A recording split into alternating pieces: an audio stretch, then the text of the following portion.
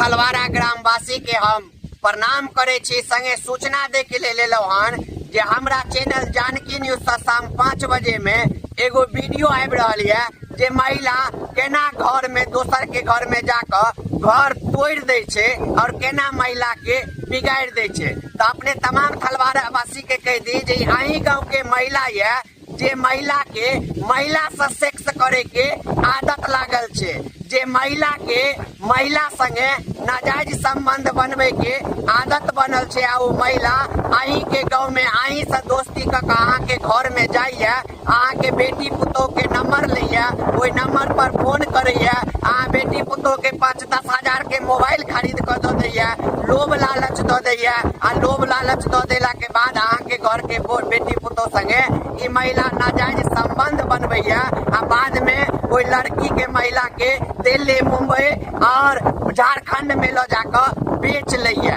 जकर भंडाफोड़ हम शाम में 5 बजे जानकी न्यूज पर कर रहल छी। अपने सब देखब आ वीडियो के शेयर करब और एहन महिला से सावधान रहब ताकि अहाँ के अपन घर के इज्जत बचल रहे, अहाँ के बेटी पुतोह सुरक्षित अहाँ के घर में रहे।